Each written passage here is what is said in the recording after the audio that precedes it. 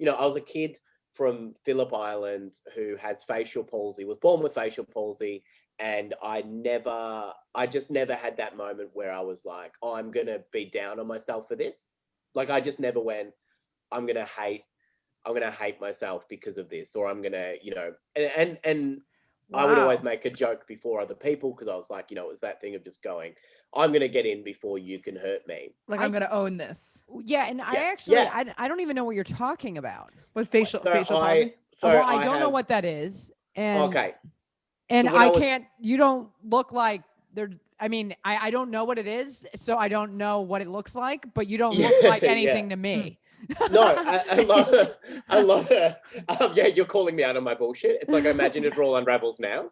After years of touring, doing stand-up about it, and then all of a sudden people go, it was a lie. And you don't even have it. Yeah. Yes. But, no, I noticed that when I first started doing stand-up, that people noticed it more, and now people don't. And it's basically, when I was born, the doctors used forceps, and it damaged the nerves in the left side of my face. That when I smile, I don't get the lift on this side of my face.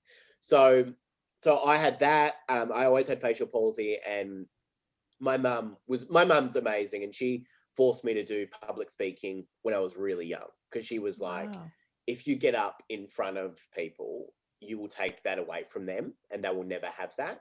Wow. So she never wanted other people to have the power to judge me. So I started doing it, and I hated it because I was so embarrassed, and she would just force me continually to do it. And so I always did that. And then I think when I turned 14, I was just like, and everything was going to shit at home.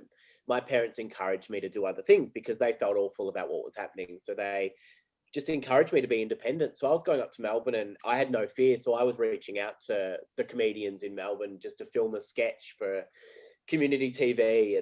And I was just like 100% just went for it at 14. And wow.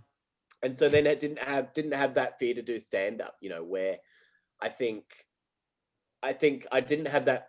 And I think that's where that comes from. The not wanting to be the funniest person in the room is always my vibe.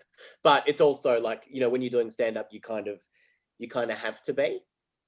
Right. There's a time when you have to kind of bring it. I always feel safer. I mean, yeah, like you have to want to. It's all I want. Yeah, it's all I want. Yeah. Like right now, I'm like, get out of my fucking way, everybody. No.